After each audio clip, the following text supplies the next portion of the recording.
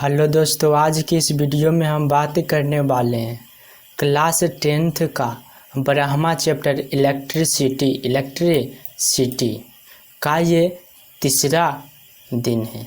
इसमें आज हम लोग पढ़ने वाले हैं विद्युत धारा का ऊष्मीय प्रभाव, heating effect of electric current. इसमें सबसे पहले समझना है कि जब किसी चालक से विद्युत धारा प्रवाहित की जाती है, तो चालक गर्म हो जाता है। जब हम किसी चालक से विद्युत धारा को प्रवाहित करते हैं, जी हाँ दोस्तों, जब किसी चालक से हम धारा को जैसे ही प्रवाहित करते हैं तो चालक क्या होता है, गर्म हो जाता है। तब हम समझते हैं क्या कि अतः विद्युत ऊर्जा का रूपांतरण ऊष्मीय ऊर्जा में हो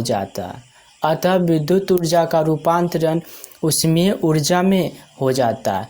तो धारा के इस प्रभाव को हम ऊष्मीय प्रभाव कहते हैं। जी हाँ दोस्तों, तो इस प्रकार के धारा के प्रभाव को हम ऊष्मीय प्रभाव कहते हैं। ऊष्मीय प्रभाव को यहाँ H से डिनोट कर दिए। टोटल वर्क डन क्या हो जाएगा, I² RT। जी हाँ दोस्तों, W बराबर I² RT। इसके आगे देखेंगे जूल्स लॉ। जूल का नियम क्या होता है? जूल का नियम कहता है कि जब किसी चालक से विद्युत धारा प्रवाहित की जाती है तो उत्पन्न ऊष्मा का जो परिमाण होता है, मैग्नीट्यूड होता है, वह करंट के वर्ग के समानुपाती होता है। जी हाँ दोस्तों, यहाँ हम धारा को क्या चीज़ से इंडिकेट करते, I से। कहता है धारा के वर्ग अर्थात इसका स्क्वायर के समानुपाती होता है कौन, तो ऊष्मा का परिमाण H is directly proportional to I²। इसके आगे देखते हैं, कहता है जब किसी चालक से विद्युत धारा प्रवाहित की जाती है तो उत्पन्न ऊष्मा का जो परिमाण होता है अर्थात H होता है, वह जो प्रतिरोध होता है, चालक में जो प्रतिरोध होता है उसके समानुपाती होता है। यहाँ देख सकते हैं दोस्तों कि ये क्या H है। H ऊष्मा का परिमाण, जो उत्पन्न हुआ ऊष्मा उसका परिमाण H और उस चालक में प्रतिरोध के क्या समानुपाती है। H is directly proportional to R। इसके आगे देखते हैं तो कहता है कि जब किसी चालक से विद्युत धारा प्रवाहित की जाती है तो उत्पन्न ऊष्मा का परिमाण, जी हाँ दोस्तों, फिर से बोल रहा है, उत्पन्न ऊष्मा का परिमाण H समय के समानुपाती होता है, टाइम के समानुपाती होता है। इसी को हम लिखते हैं W बराबर, यहाँ से लेते हैं I², यहाँ से R और यहाँ से T। W बराबर I² RT। चलिए इसके आगे देखते हैं। इसके आगे हम लोग समझेंगे विद्युत शक्ति। जी हाँ दोस्तों, इलेक्ट्रिक पावर क्या होता है। कहता है किसी विद्युत परिपथ में, जी हाँ दोस्तों, कहता है किसी विद्युत परिपथ में इलेक्ट्रिक सर्किट क्या, तो जिसमें विद्युत धारा की प्रवाह होती है उसे हम इलेक्ट्रिक सर्किट कहते हैं, में ऊर्जा की व्यय की दर को विद्युत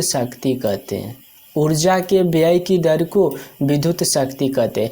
अब ऊर्जा की व्यय कैसे होगा, तो टाइम के रिस्पेक्ट में वर्क करेंगे तो क्या होगा, ऊर्जा का व्यय होगा, खपत होगा, और जिसको हम क्या बोलेंगे, शक्ति बोलेंगे। और शक्ति को हम P से सूचित किया जाता है। P बराबर एक फार्मूला आ गया W/T। वेयर, जहाँ यहाँ बता चुके हैं कि W क्या वर्क है, T क्या है, टाइम है।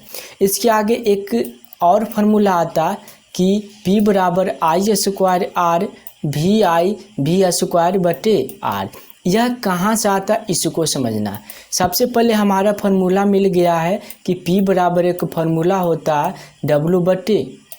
यहाँ से जब देखते हैं तो यहाँ W है। W बराबर एक फार्मूला जस्ट पहले पढ़े थे कि I² RT। अब बटे ये क्या हो जाएगा, टी हो जाएगा। यहाँ से टी और टी क्या हो जाएगा, समाप्त हो जाएगा। क्या हमें मिल जाएगा, आई स्क्वायर आर। अब एक फार्मूला पर और पहुँचेंगे कि P बराबर एक फार्मूला मिल गया यहाँ से कि आई स्क्वायर आर। जी हाँ दोस्तों, इसके आगे हम निकालेंगे कि वी आई कैसे आता है। तो एक फार्मूला हम पढ़ें कि अगर V बराबर क्या होता है, आई स्क्वायर, V बराबर आई आर होता है ओम के नियम के अनुसार। यहाँ से अगर हम निकाल लेते हैं आर बराबर निकाल लेते हैं तो क्या हो जाएगा दोस्तों, V बटे आई।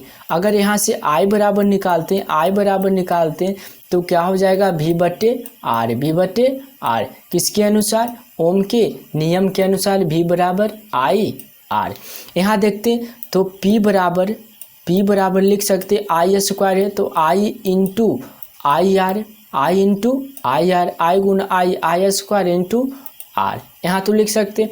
अब देखिए कि आई आर बराबर क्या होता है, V होता है ओम के नियम के अनुसार। तो P बराबर लिख सकते आई इंटू V, क्योंकि इतना का मान क्या होता है, V होता है। इतना का मान क्या होता है, V होता है। यहाँ से एक फॉर्मूला निकल गया कि P बराबर VI या IV, हमें ये भी प्राप्त हो गया।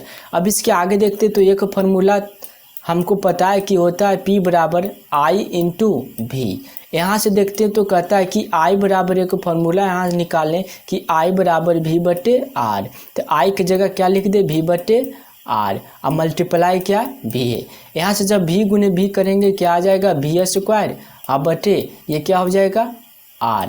हमारा ये भी फार्मूला क्या हो गया, प्राप्त हो गया। इस प्रकार से पावर का फार्मूला ज्ञात किया जाता है। पावर का हमारे पास अभी 4 फार्मूला है। फर्स्ट फार्मूला देखते हैं। ये फर्स्ट फार्मूला,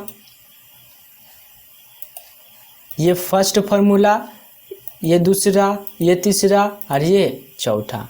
हमें बारी बारी से एक दूसरे को याद करना। सबसे पहला फार्मूला कौन याद करना, ये वाला। दूसरा में क्या याद करना, ये। तीसरा में ये, चौथा में ये। चलिए इसके आगे देखते हैं। कहता कि विद्युत शक्ति, जी हाँ दोस्तों, इलेक्ट्रिक पावर का ऐसा मात्रक क्या होता है, इसको देख लेते हैं। तो कहता है इसका पावर का ऐसा मात्रक जो होता है वह वाट होता है। कैसे, तो देख लेते। कहता है ये P बराबर एक फार्मूला होता है W बटे T। तो W का ऐसा मात्रक क्या होता है, यह एक वर्क है, इसलिए इसका ऐसा मात्रक जूल और टाइम का सेकेंड। यहाँ से एक आ गया ऐसा मात्रक कि जूल प्रति सेकेंड होता है पावर का ऐसा मात्रक।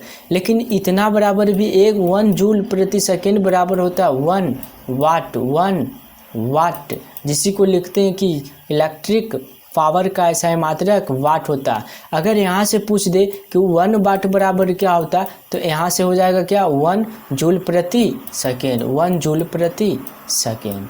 इसी में देखते तो कहता है 1 किलोवाट इजकल टू कितना होता है, 10 to power 3 watt. 1 megawatt 10 to power 6 watt. 1 HP मतलब क्या दोस्तों, हाउस पावर में कितना होता है, 746 वाट। ये इतना हमको ध्यान रखना। अगर इसका ऐसा मात्रक निकालने के लिए इसका हम प्रयोग किए, चाहे तो इसका भी उपयोग कर सकते हैं, इसका भी उपयोग कर सकते हैं। चारों में से किसी से भी अगर ऐसा ही मात्रक निकालेंगे तो जूल प्रति सेकेंड ही आएगा। और 1 जूल प्रति सेकेंड बराबर होता है 1 वाट, अर्थात इलेक्ट्रिक पावर का जो ऐसा मात्रक हो जाएगा वह वाट हो जाएगा। और 1 HP बराबर होता है वह 746 वाट होता है। यह जो कभी कभी ऑब्जेक्टिव में पूछ देता है कि बताइए 1 HP बराबर कितना होता है, 746 वाट। 1 हॉर्स पावर में कितना वाट होता है, 746 वाट। 1 अश्व शक्ति बराबर कितना होता है, 746 वाट। इसके आगे हम लोग देखेंगे कि विद्युत ऊर्जा का व्यावसायिक मात्रक, कॉमर्शियल यूनिट ऑफ एनर्जी, अर्थात एनर्जी का व्यावसायिक मात्रक क्या होता है, कॉमर्शियल यूनिट। इसमें देखते तो कहता है कि 1 यूनिट, जी हाँ दोस्तों, 1 यूनिट बराबर 1 किलोवाट आवर बराबर 1 वोल्ट होता है। हम 1 यूनिट बोले या 1 किलोवाट आवर बोले या 1 वोल्ट बोले, बात बराबर होता है। यहाँ 1 यूनिट 1 किलोवाट कहने का मतलब यह है कि 1 के से किलो, W से वाट, H से आवर, 1 किलोवाट घंटा। और 1 वोट कहने का मतलब यह है कि 1 वोट, BOT का पूरा नाम board of trade unit, board of trade unit. ये तीनों का जो मान होता वह 3.6 गुने 10 के पावर 6 जूल, 3.6 गुने 10 के पावर 6 जूल। अगर एग्जाम में पूछता कि बताइए 1 यूनिट बराबर कितना जूल होता, तो 3.6 गुने 10 के पावर 6 जूल। अगर पूछता है कि 1 किलोवाट आवर में कितना जूल होता, तो 3.6 गुने 10 के पावर 6 जूल। अगर पूछता है 1 वोट बराबर कितना जूल होता, तो 3.6 गुने 10 के पावर 6 जूल। यहाँ तक समझ में आ गया। अब समझते हैं कि 1 किलोवाट आवर में 3.6 गुने 10 के पावर 6 जूल आता है कैसे, आता है कैसे, ये तो मैंने लिख दिया। अब समझाएंगे कि आएगा कैसे। तो सबसे पहले समझना कि 1 kilowatt hour, 1 kilowatt में ये मान आध होना चाहिए दोस्तों। 1 किलो वाट में कितना होता, तो 10 के पावर 3 वाट यहाँ लिख दिए दोस्तों।